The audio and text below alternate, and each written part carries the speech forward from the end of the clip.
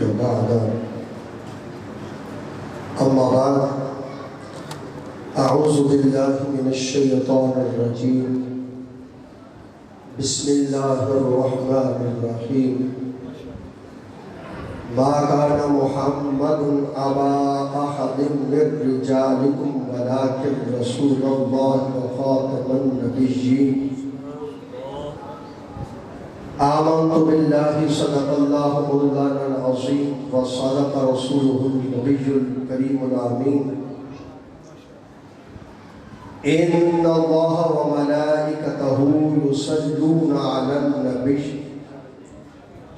يا أيها الذين آمنوا صلوا عليه وسلموا تسليما الصلاة والسلام عليك يا سيدي يا رسول الله الصلاة والسلام عليك يا سيدي يا حبيب الله الصلاة والسلام عليك يا سيدي يا رحمة للعالمين وعلى آلك وأصحابك يا سيدي يا خاتم النبيين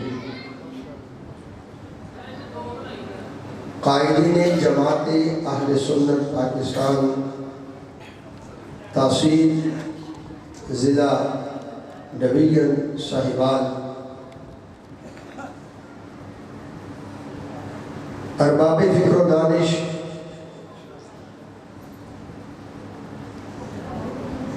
عظیم عقیدہ رکھنے والے عظیم سنی بھائیوں، اللہ رب العزت کا لاکھ لاکھ احسان ہے کہ اس خالق کریم نے آج اس مقدس جگہ پر ایک مقدس مقصد کے لیے جمع ہونے کی توفیق عطا فرمائی۔ ابتداء ایک بات عرض کرتا چلوں کہ جس جگہ پہ بھی کچھ کہنے کا موقع ملتا ہے تو کیفیت یہ نہیں ہوتی، لیکن میرے لیے سب سے زیادہ مشکل مرحلہ صاحبان شہر کے اندر کسی سٹیج پر کھڑے ہو کر کچھ نہ کچھ عرض کرنے کا جب موقع ہوتا ہے تو یہ میرے لیے انتہائی مشکل معاملہ ہوتا ہے۔ کیوں؟ ایک تو سعادت ہے میری تو جامعہ فریدیہ کے ساتھ جس کا تعلق ہے میرے اساتذہ گرامی ہیں، ظاہر ہے صاحبان میں وہ عظیم مقدس عظیم لوگ جب سٹیج کے اوپر بیٹھے ہوتے ہیں تو جن سے پڑا ہوتا ہے ان کے سامنے کھڑے ہو کے کچھ نہ کچھ بیان کرنا یہ انتہائی مشکل معاملہ ہوتا ہے، لیکن یہ اعزاز بھی انہی کی طرف سے ہے، یہ عزت بھی انہی کی طرف سے ہے۔ اس اعزاز کو اعزاز سمجھتے ہوئے، اپنی سعادت سمجھتے ہوئے، اپنے اساتذہ گرامی کی موجودگی میں اور میرے ناظم اعلیٰ قبلہ شاہ صاحب کی موجودگی میں چند ایک باتیں آپ حضرات کی بارگاہ میں عرض کرنا مقصود ہے، کیونکہ خطاب کی صورت میں محفل کو جس سطح پر شاہ صاحب نے پہنچا دیا ہے اب اس لیول پر لے کر جانا تو شاہ صاحب جیسا خطیب ہو تو وہ لے کر جائے۔ جس جگہ پر شاہ صاحب لے گئے ہمیں پتہ نہیں تھا کہ شاہ صاحب اس لیول میں محفل کو لے جائیں گے، ورنہ ہم شاہ صاحب کو لاتے سب سے آتا ہے، لیکن چونکہ شاہ صاحب ہے سید ہے، اللہ کے علم میں عمل میں فیضان میں مزید برکتیں عطا فرمائے۔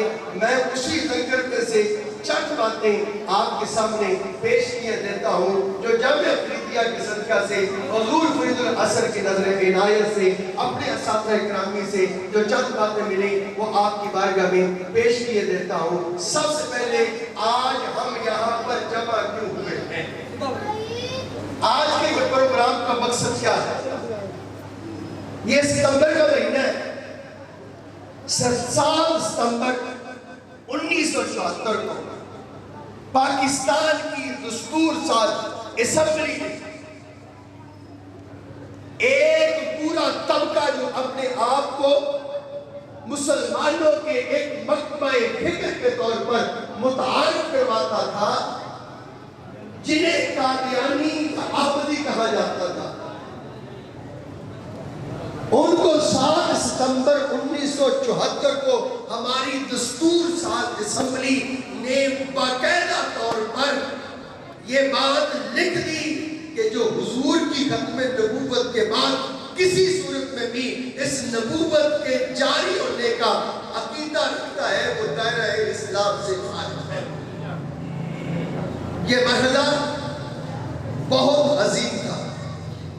उसी की याद में आज हम सारे के सारे यहाँ पर जमा हैं। तो चंद एक बातें इसी हवाले से अर्ज करूंगा। सबसे पहले अकीदा खत्म नबूवत है क्या, फिर इस अकीदे की अहमियत क्या है।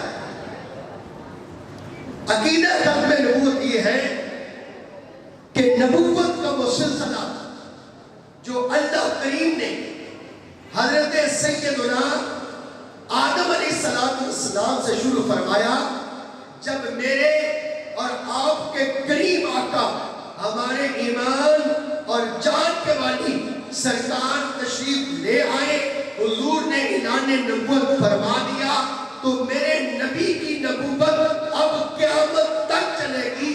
अब हुजूर के बाद क़यामत तक नबूवत का दरवाजा बंद हो गया। अब क़यामत तक और कोई नबी बतौर पैगंबर, बतौर नबी इस दुनिया के अंदर नहीं आएगा, नबूवत जारी नहीं रहेगी। अब सरकार के बाद नबूवत का दरवाजा हमेशा हमेशा के लिए बंद कर दिया गया। अब इसको कहते हैं अकीदा खत्म नबूवत। जो कोई भी शख्स इसके बाद सरकार के बाद किसी भी सूरत में नबूवत के जारी होने का अकीदा रखेगा, वो दायरा इस्लाम से खारिज होगा। एक तो ये याद रखें। इस अकीदे की अहमियत क्या है, इस बात को समझिए। एक शख्स कलमा शहादत पढ़े, 5 वक्त की नमाज का पाबंद हो, रमजान के रोजों के अलावा नफली रोजे भी ना छोड़े, कुरान की तिलावत बार बार करे, तहज्जुद के नवाफिल भी और सदका खैरात भी बहुत ज्यादा करे, इस्लाम के जितने अकायद हैं उनको तस्लीम करे और दिल के किसी कोने के अंदर या ज़हन में कहीं पर ये बात मौजूद रखे कि हुजूर के बाद कोई और नबी भी हो सकता है, तो वो सब कुछ मानने के बावजूद दायरा इस्लाम से खारिज है, वो काफिर है। ना उसका कलमा कबूल है, ना उसकी नमाज कबूल है, ना उसका रोजा कबूल है, ना उसका हज कबूल है। जो ये अकीदा रखेगा उसकी हर इबादत उसके मुंह के ऊपर दे मारी जाएगी, क्योंकि वो दायरा इस्लाम से खारिज हो चुका है। और जन्नत तो दरकरार, उसको जहन्नम के निचले तरीन दर्जे के अंदर फेंका जाएगा। अब ये इस अकीदे की अहमियत है। दलाइल है कुरान मुक़द्दस की करीबन 100 आयत। और यहाँ बात बात करता चलो असातिज़ा गिरामी से जो सबक पढ़ा, किसी भी मसले को साबित करने के लिए फिक्र के अंदर जब हम कोई मसला साबित करते हैं तो उसके लिए हमें 4 उसूल बताए गए। किसी मसले को साबित करने के लिए 4 उसूल बताए गए। सबसे पहले अल्लाह के कुरान को देखा जाता है, सराहत के साथ वो मसला अल्लाह के कुरान में मौजूद है या नहीं। अगर सराहतन वो कुरान के अंदर उस अंदाज में मसला न हो तो यकीनन उसकी वजाहत किसी न किसी अंदाज में नबी के फरामीन के अंदर मौजूद होगी, तो फिर हदीस की तरफ रुजू किया जाता है। अगर हदीस के अंदर वो मसला बिल्कुल वाज़ेह मिल जाए तो ठीक। अगर कोई मसला ऐसा हुआ कि जिसकी सराहत के साथ हदीस पाक के अंदर उसका जिक्र मौजूद ना हो, लेकिन उसके जैसे सहाबाए किराम के सामने कुछ मसाइल आए हुए हों और उनका जो नजरिया हो उसको इजमाए उम्मत के साथ ताबीर किया जाता है, और फिर इसके बाद उस मसले को अक्ल के तराजू में कुछ दलाइल की रोशनी में परखा जाता है, उसको क्यास कहा जाता है। इसका नंबर 4थे नंबर पर यह आता है, जब कुरान आ गया तो फिर कहीं और जाने के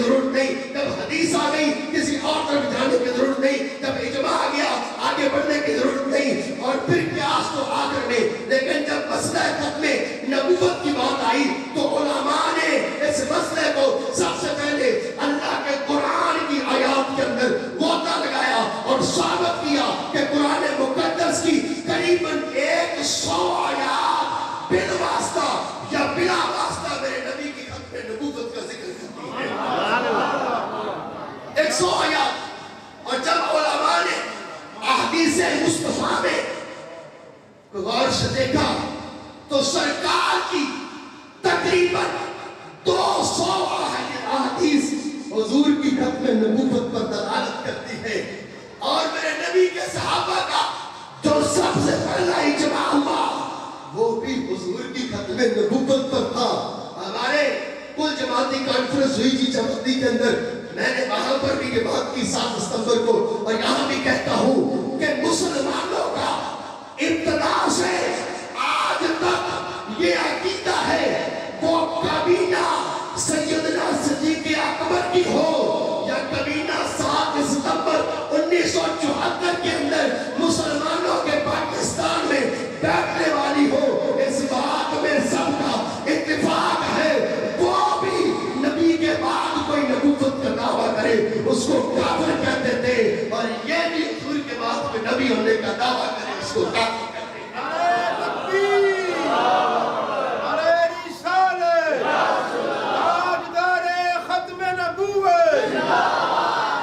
قرآن کی آیت مبارکہ میں نے آپ کے سامنے میں نے جو قرآن مقدس کی آیت کی سرحد کے ساتھ حضور کی ختم نبوت پر دلالت اور اس پر بھی بعض لوگوں نے شبہ ڈالنے کی کوشش کی. ہمارے مفسرین نے خاتم النبیین کا معنی آخر النبیین لکھا اور اس کی وضاحت کر دی اور سرکار نے خود فرما دیا انا خاتم النبیین لا نبی بعدی. میں خاتم النبیین ہوں اور خاتم النبیین ہوتا ہی تو ہے جس کے بعد اور کوئی نبی نہ ہو. حضرات سے انکار. اور پھر ختم نبوت کے لیے الحمدللہ اللہ نے آل سنت سے جو کام دیا ہے تو یہ ذوق کی بات. ایک تو ہمارے ہر دور کے اندر سیدنا صدیق اکبر کو دیکھئے اور ادھر الشاہ احمد بن صدیقی کو دیکھئے تو یہ صدیق اکبر پاک کا فیض چلتا آتا ہے. ہمارے سنی علماء نے کیا کچھ نہیں کیا. لوگ کہتے ہیں آپ نے کیا تو میں نے کہا ہمارے علماء نے ختم نبوت کا پیغام بچے بچے تک پہنچایا جہاں پر کوئی بھی جانتا نہیں تھا. ہمارا ایک حافظ ایک قاری ایک عالم اگر کسی بستی کے اندر بھی بیٹھا تھا اور اس اکیلے کو لوگ ختم شریف کے لیے بلاتے تھے وہ قرآن کی آیتیں پڑھتا اس وقت تک ختم کے الفاظ مکمل نہ کرتا جب تک قوم کو بتا نہ دیتا ما کان محمد ابا احد من رجالکم ولکن رسول اللہ وخاتم النبیین. یہ وہ پیغام ہے جو ہماری گھٹی کے اندر ہے. ہمیں سمجھایا گیا کھانا سامنے رکھا گیا روٹی سامنے رکھی گئی پانی سامنے رکھا گیا قرآن پڑھا آخر میں ختم نبوت کی آیت جو ہے وہ رکھی گئی سامنے پڑھی گئی تو امت کو بتایا گیا اگر چاہتے ہو اللہ رسول راضی ہو جائے تو ثواب تبھی ہے اگر نبی کی ختم نبوت پر عقیدہ تمہارا پختہ ہے.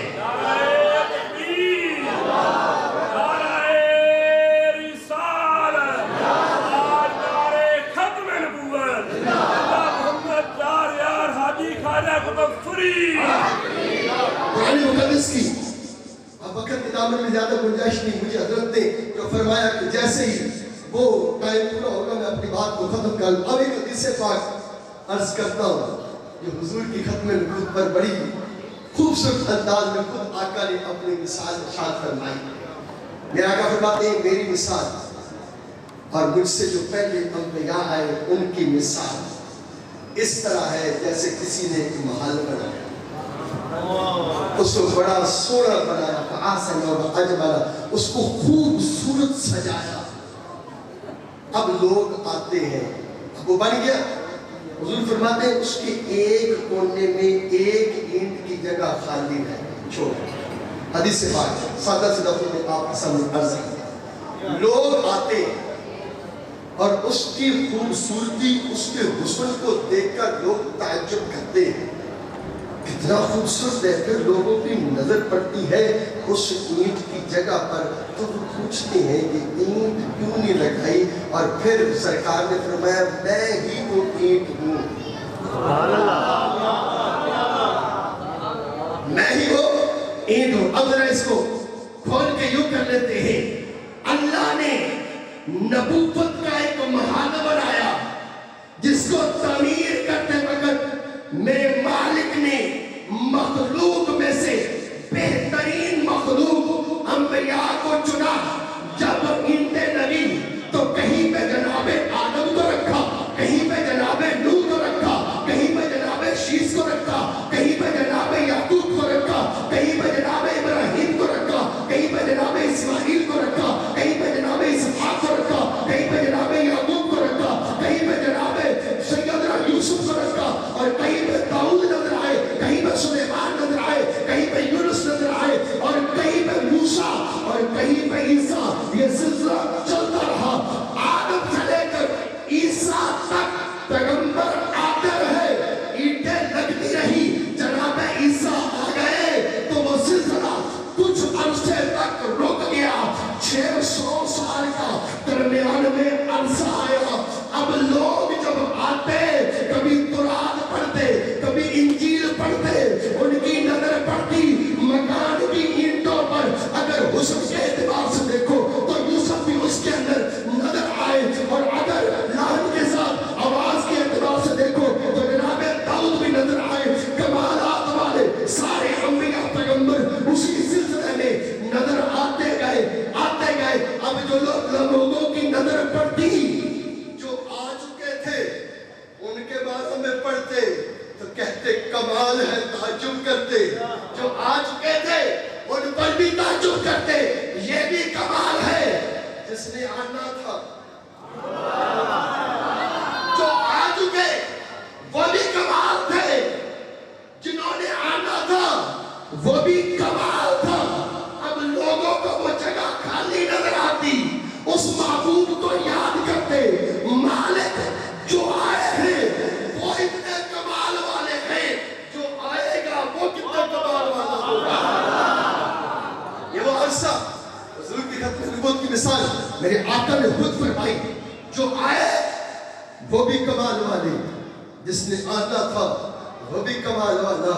یہ سفر ہے، ربیع الاول آنے والا ہے، پھر مالک نے کرم کیا 12 ربیع الاول کو حضرت عبداللہ کے گھر میں سیدہ آمنہ کے شکم اطہر سے وہ پاک محبوب نورانیت پر میرے آقا جسم کا لبادہ اوڑھ کر اس دنیا میں تشریف لے آئے، اور اس زمانے کے اندر مصطفیٰ 40 سال تک میرے آقا ظاہری حیات کے ساتھ، اور پھر میرے آقا نے اعلان نبوت فرمایا تو اب حضور نے فرمایا کہ وہ میں اینٹ ہوں۔ جب مصطفیٰ آ گئے تو جس کی ضرورت تھی وہ پورا ہو گیا، جو محل بنانا تھا وہ مکمل ہو گیا، جس میں خوبصورتی کی کمی تھی وہ پوری ہو گئی۔ جب وہ خوبصورتی آ گئی، جب بنانے والا کہتا ہے میرا محل مکمل ہے، کسی اور کی گنجائش نہیں، جب بنانے والا یہ اعلان کرتا ہے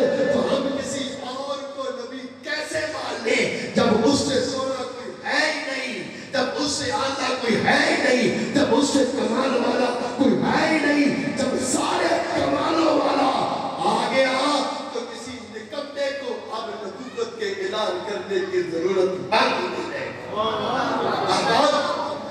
اور پھر یہ سلسلہ رکنا نہیں تھا، میرے آقا صلی اللہ علیہ وسلم نے بارہا اپنے صحابہ کو اس طرف متوجہ کر دیا، اور حضور کی ختم نبوت پر صحابہ نے پہرے دیے، انسان تو انسان، اللہ نے یہ سبق کو جانوروں کو بھی پڑھا دیا تھا، اور جانور بھی جانتے تھے۔ علامہ ابن کثیر نے ایک بات بڑی پیاری لکھی ہے، اب ان کی کتاب ہے موجودات کی، اس کے اندر علامہ ابن کثیر نے لکھا ہے، اور میں جلدی جلدی بات کو مکمل کرتا ہوں، گاڑی کے حالے بتا رہے ہیں کہ جن کا انتظار کا وہ آ رہے ہیں، حضرات سے انکار۔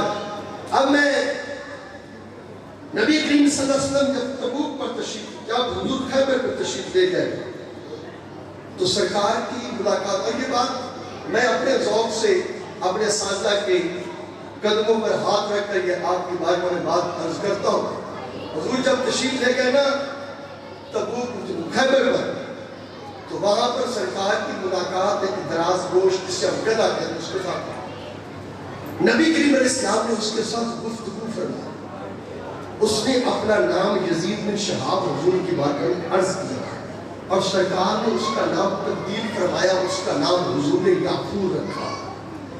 یافور نے حضور کی بارگاہ میں عرض کی کہ میری نسل میں، اب یہاں پر دو باتیں ہیں. بعد میں لکھا کہ اس نے کہا کہ میری نسل میں قریباً 40 گدھے ایسے ہیں جن پر اللہ کا کوئی نہ کوئی نبی سوار ہوا ہے. اور بعد میں لکھا ہے کہ 70 ایسے ہوئے جن پر اللہ کا کوئی نہ کوئی نبی سوار ہوا ہے. اور پھر یافور نے عرض کیا حضور، وہ جانور ہو کے پہچانتا تھا، حضور میں اپنی نسل میں آخری ہوں، آپ اللہ کے نبیوں میں آخری ہیں. میں اپنی نسل میں آخری اور آپ اللہ کے نبیوں میں آخری. میرے مصطفیٰ کو پسند آ گیا. اس نے عرض کیا حضور میں یہودی کی ملکیت ہوں. اس نے بڑی مرتبہ کوشش کی ہے کہ میرے اوپر سواری کرے. میں نے اسے آج تک اپنی قبر پہ بیٹھنے نہیں دیا کیونکہ وہ انتظار کسی اور کا کرتا تھا. حضور یافور کو اپنے ساتھ لے آئے مدینے. اب جو میں اگلی بات کرنے لگا ہوں نا، یہ بھی اس موقع پر عوام اہل سنت کے سامنے، علماء اہل سنت کی موجودگی میں یہ بات کرنا بھی انتہائی لازمی اور ضروری ہے.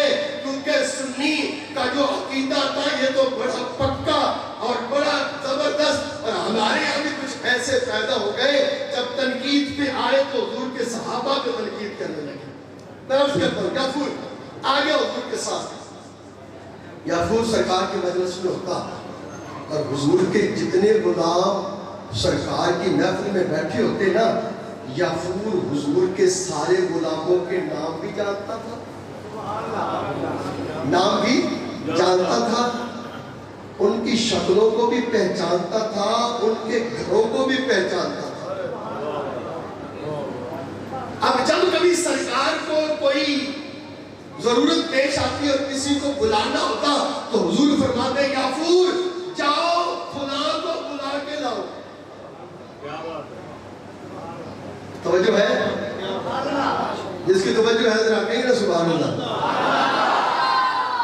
یافور کو حضور حکم دیتے ہیں یافور جاؤ فلاں کو بلا کے لاؤ. یافور جاتا چوک میں، گلی کے نکر پر موڑ مڑتا جہاں پہ صحابی کا گھر ہوتا، یافور وہاں پہ پہنچ جاتا اور جا کر یافور صحابی کے دروازے پر اپنے سر سے ٹکر مارتا، اپنے سر سے دروازہ کھٹکھٹاتا.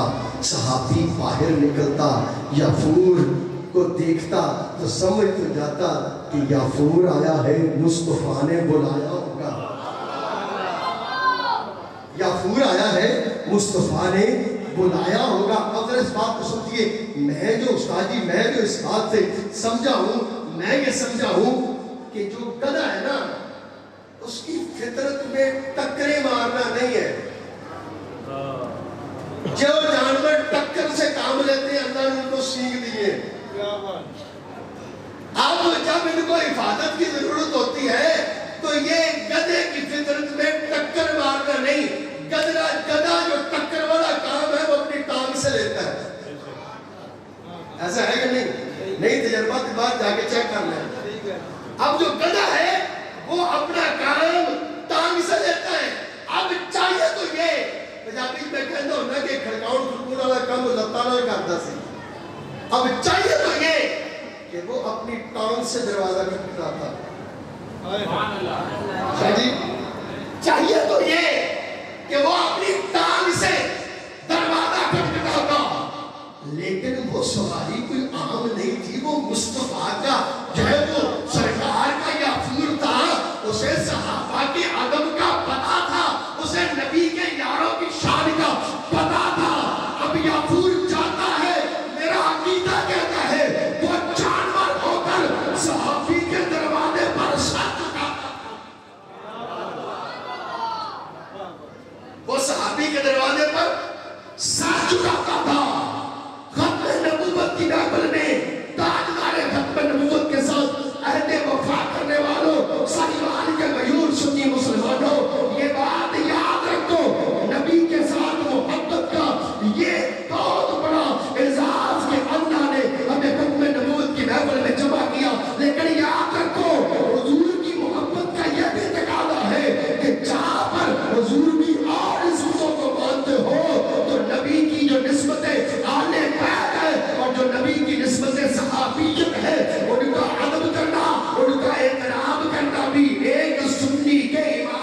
حصہ ہے۔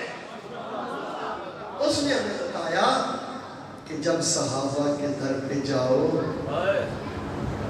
وہ جانور ہو کے بتا گیا، جب صحابی کا در آ جائے تو پھر وہاں پہ ٹانگیں نہیں چلانی، صحابہ اتنی عظمت والے ہیں، ان کے در پہ جا کے اپنے سروں کو جھکایا جاتا ہے۔ تم 14 صدیاں بعد نکلے ہو، یہ وہ لوگ آج جن پہ تنقید کی جاتی ہے، یہ وہ سارے تھے جو حضور کی ختم نبوت کے پہرے دار تھے۔ جن پہ آج تنقید کرتے ہو، یہ وہ سارے تھے جو حضور کی ختم نبوت کے پہرے دار تھے، اور انہوں نے بتایا کہ ہر دور کے اندر نبی پاک کی ختم نبوت پر ہر طرح کا ایمان، ایمان، یقین تبھی کامل ہوگا، اور ہم اسی وقت کامل مسلمان ہوں گے جب ہمارا تعلق اپنے اکابرین کے ساتھ جڑا رہے گا۔ یہ ایک تسلسل تھا جس نے مسلمانوں کو اس بات پر ابھارا۔ یاد رکھیے، اس سلسلے میں بڑی قربانیاں دی گئیں۔ یہ 53 سے سلسلہ جو ہے وہ چلا، اور 74 تک یہ سلسلہ چلتا رہا۔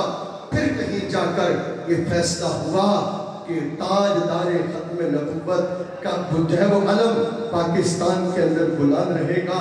آخری جملہ اعلان کیا تھا؟ اس وقت پاکستان کے اندر بہت سارے مکاتب فکر، بہت سارے لوگ موجود ہیں، اور پاکستان کے آئین میں ایک مسلمان کی ایک تعریف لکھی گئی ہے، اور الحمدللہ وہ قریباً 200 صفحات پر مشتمل وہ تعریف ہے۔ اور وہ تعریف لکھنے کا اعزاز بھی سنیو، تمہارے قائد امام شاہ ابو نورانی کے ہاتھ میں آیا ہے۔ انہوں نے لکھا، اب جو اس کو مانے گا وہی مسلمان ہوگا۔ اب جو اس آئین کو مانتا ہے، ہمیں یہ بتا دیا گیا، صدیق اکبر کی اس کبینہ سے لے کر 74 کی کبینہ تک مسلمانوں کے اس تسلسل نے ہمیں بتا دیا، پاکستان کے اندر تم اپنے نظریات، اپنی افکار، اپنی سوچ کے مطابق رہ سکتے ہو، ہم تمہیں کچھ نہیں کہیں گے، لیکن جو نبی کی ختم نبوت پر ڈاکہ ڈالے گا، ہر کسی کو رہنے کی اجازت ہے، لیکن جو نبی کی ختم نبوت کا غدار ہوگا، اس کے لیے پاکستان میں کوئی گنجائش موجود نہیں ہے۔ یہ کل بھی ہمارا عہد تھا، یہ آج بھی ہمارا عہد ہے، اور قیامت تک ہم اسی پر کاربند رہیں گے۔ اللہ ہم سب کا حامی ہو، ناصر ہو، کارساز ہو، اور اللہ تعالیٰ میرے ان احباب کو برکتوں کے ساتھ نوازے جنہوں نے اس خوبصورت بزم کو سجایا۔ وصلی اللہ تعالیٰ علی حبیب محمد وآلہ وسلم۔